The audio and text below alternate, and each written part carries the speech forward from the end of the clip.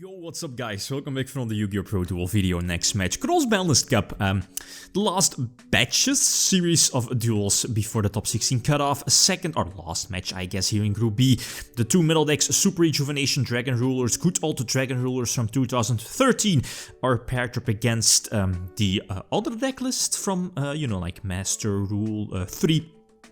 And that's 60 card Paleofrogs featuring Cross looks greener. You can't get more disgusting than this particular card. A huge foolish burial. Well, imagine Dragon Rulers having access to this particular card. So we know the two deck lists, which deck has the advantage. That's definitely an interesting one if you look at like the votes from the previous video. Again, the pinned comment in this particular video again has the votes for the next video. Let's see. Okay, pretty much even. We see that 60 card Paleos has like a slight advantage over Dragon Rulers. We know why. Power creep. Grass looks greener. Gotta demise the insane amount of traps, and as one of the comments here is, I can definitely agree, is that, well, I mean, if you look at the Dragon Ruler extra deck, it seems that it's, can I say outdated? Is outdated a correct word? I mean, back then, like a card like Dracossack, Big Eye were so big, were so good compared to like other decks. They were so like disgusting. Your free tokens, a change of heart, right? Snatch Steal. But I mean, if you can compare it with like you're in this particular case, like the Paleozoic extra deck, it's quite disgusting. We see stuff like the Obabinia, the totally awesome, not to forget, and so yeah, I get why. I mean, the comparison between both extra decks, but well, that's power creep, I guess. So all the back row, and well, one card just says no. Heavy Storm, so immediately getting rid of the entire trap line. We saw Mirror Force, very good against the deck, right? I mean, again, this particular Dragon Ruler deck wasn't running Stardust Dragon. That wasn't really too good back then against like the Mirror Match or Spellbooks or Evil Swarm. But yeah, the Heavy Storm again, getting rid of the entire back row, and I mean, this should be my duel, so normal summon the effect filler that opens up the potential Ancient Sacred Wyvern play. I believe like it's somewhat of a generic level 7 synchro, but it does need like a light tuner, which obviously effect filler is one. And then, you know, you can just attack with your other monsters first, and then by doing this, the difference between both players' life points will become bigger and bigger in your advantage, because Ancient Sacred Wyvern will just gain the difference in life points, but make sure that your life points are bigger compared to your opponents. Going second, Maxi, hopefully getting a couple of draws here, but now Maxi is like, was a +1, I believe 2 draws off of it, and another Maxi, so 3 Maxis, must be nice, but you will see that against a deck like Paleos, well, okay, those beneficial pluses are obviously very solid, but, well, Paleos is a deck that can definitely play around a Maxi from the opponent, so... the Duepfrog here in defense position definitely helps out. You're forced to attack the Duepfrog first, and then, you know, you can just attack over the totally awesome, right? Not really sure what sets are. Are there cards that can be chained or prevent the Dracossack from attacking, right? Or from using the effect as a whole, or are just chainable? I believe double Reckless Greed, I think so. There is the Paleo that gets back one of your banished cards. That's cool. It's basically just replenishing your or refueling your Ronin Totem play. This is unfortunate, another Maxi, but again, as I mentioned before, it will only be like a +1. Yeah, indeed. Because of the, what is it called, like the Anomalocaris, I believe the name is. I hope I did not butcher the name, but I mean, it's cool. The Maxi here definitely prevented the Paleo deck from going all out, like, you know, Opabinia, discard the Anomalocaris, another totally awesome. I mean, all of those plays would definitely have been ready if it wasn't for Maxi. So Maxi keeping rulers here in the duel, I'm definitely honest about that. But the problem still is the same. You know, like 3 back row and the rank 2 here, I need to battle it out against all of those potential disruption cards.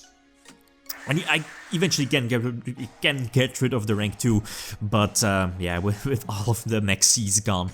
This is a goner. The Mystical Space Typhoon Paleo, again, gives it, eventually, right, gives the Paleo deck the beneficial, well, like, setup it needs Opabenia first, and that leaves, well, no reason why, but, you know, like Paleos indeed have the ability to activate traps, or, you know, the Paleo traps directly from the hand, and this should be the game. Daigusto Phoenix into a Cat Shark, you know, detach, and then doubling the attack of another Exceed monster on your side of the field. So Daigusto Phoenix now has like 3k attack, it can attack twice, and, you know, the totally awesome will just make sure that, you know, something like Swift Scarecrow will just be negated. So game number 3, again, post side tech. Not really sure, Eradicator from the top of my head is a card that I definitely side teched in, so going first, that card would be massive, but sadly I'm not drawing into it. But I mean, I can't complain, I do have a Super Rejuvenation ready to be used during the end phase. So a standard Dracossack play, 2 tokens, Maxi ready, so that's cool. I mean, this is Super Rejuvenation Dragon Rulers at its finest. Like the fact that Super Rejuvenation was a quick play spell, you could just keep drawing if you happen to draw into a second copy of a Super Rejuvenation. Basically, the point of this is to, first of all, like, you know, drawing into more hand traps, Maxi, Effect Failure for, let's say, the Mirror Match or Spellbooks back then. But on top of that, just, you know, like, discard, like, the big rulers during an end phase. Book of Moon forces out the potential Toad.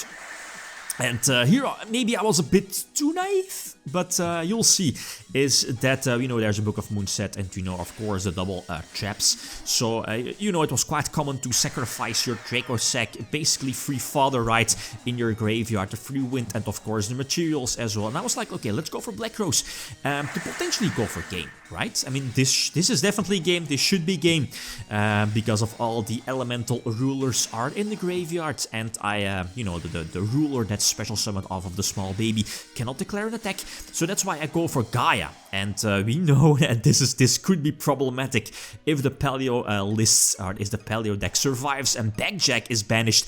And from all the cards, I mean, of course, Paleo knew that a Mirror Force, right? If I'm not mistaken, because of the shuffling, you know, like reveal the top 3 and then rearrange your cards. And that was massive. I can't attack because, again, all the rulers will just be destroyed.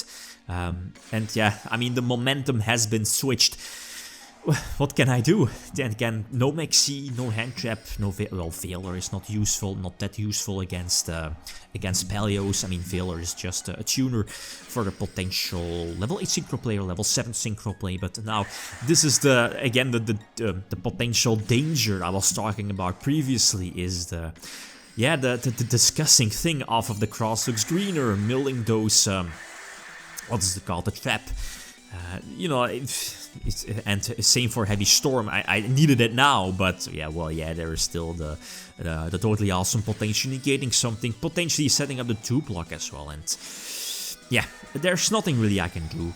There is the Animal Carriers that can pop something on my side of the field. There is like so many traps that can interrupt my plays. Yeah, it's game, right? I mean, no way I'm going to battle this one out or win this one eventually. Scrap Dragon Last Wind, that was the name I was looking for. Crazy, right? Crazy card, especially if you mill it off of Cross-Banlist Greener against a deck that's super reliant on the extra deck. Maybe I should have destroyed the Mirror Force earlier, but again, whatever, it's not going to matter. Okay, so game number 4, again going first, Sacred, 7-star sword gaining the beneficial draw, sadly no Eradicator, still no Emptiness as well, so I can just go for, you know, the standard Dracossack play. There it is, getting the free tokens. I still think I have like a normal summon ready, right? Yeah, getting a title, normal summon, or, well, yeah, okay, just keep refueling the rulers, thanks to the small babies, you know, getting use one Dracossack on my side of the field, targeting the other copy. It will not be destroyed, because, again, you're controlling tokens. So this is all good. I mean, you can't get a better opening hand than, well, no, I'm lying. Like, maybe Emptiness, or Eradicator, or Maxi hand traps, I definitely need those. This might be an iffy play, like a random Mystical Space Typhoon during the end phase, hitting the warning, that was good, but hitting the, or missing the Dynamisticus. So I'm losing one Dracossack play. A couple of answers here is that I could have banished the Blaster to go for a potential level 8 Synchro play. Scrap Dragon might have been the better one, or maybe a level 7 Synchro play, maybe go for, well no, I'm not able to go for the Ancient Sacred Wyvern, because again, I can't go for that light tuner, and here, again, some like Backjack is really pulling it through, like 4 Paleos. First of all, you know, like rearranging the top cards of your deck. I'm not really sure if something happened in between, but you know, that Book of Moon Paleo kept the Swap Frog on the field, and that just hurts. The fact that, you know, Paleo has access to only one swap makes it so that they'll gain like multiple, or you know, like a Ronin, more Ronins, more Frogs in the graveyard, and the fact that Paleos can go for that increases their potential plays and grinding capabilities exponentially, right? The dupe lock definitely hurts, and I was like, okay, I can go for Black Rose, potentially blow up the entire field, Dracossack will survive, the token will be gone, and I should be able to attack for a game, right? Because again, all the dupe frogs will be gone, the back row will be gone, but Last Wind is flipped face up, and that's a problem, because again, the dupe frog is still face up on the field, so I'm forced now to burn through a Dracossack, so now the Dracossack cannot attack, a Gaia Dragon can attack over defense, but the opponent will survive with like, how many? 300 life points. Go for the big guy, and okay, Eradicator is cool, but we know there is like multiple swaps in the hand, not really sure. Yeah, we know the set is a Last Wind, and Eradicator now won't do that much. Eradicator will just be another extra trap for Paleos to, you know, like just reborn the Paleo from the graveyard, since you can just chain it from the graveyard against, or like, yeah, indeed, against the activation of like Eradicator. So problem, and again, game over. I can't really do anything about this. The totally awesome play first, there is the Opabinia as well, and eventually the Animalakaris will eventually hit the field also, and yeah, even though the Paleo deck will be left at 300 life points, I believe there is still one dupe frog ready in the deck to be special summoned off of a totally awesome.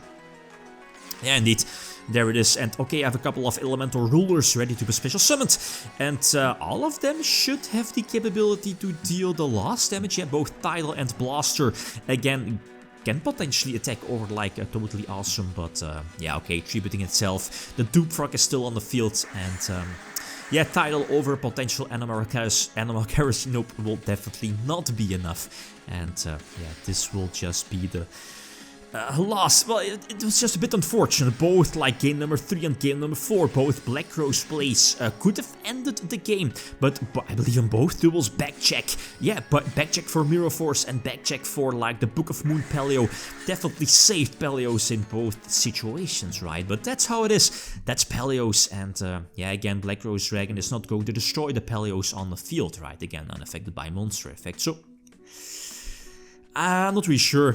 Did I make mistakes? Maybe. But yeah, that's how it is. Okay, so both decks from this group are known to move on to the top 16 players. So both the Pendulum deck and you know, like Paleos both move on. Next matchup, feel free to leave a vote. Again, the pinned comment.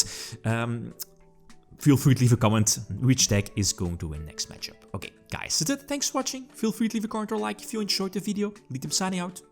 Peace.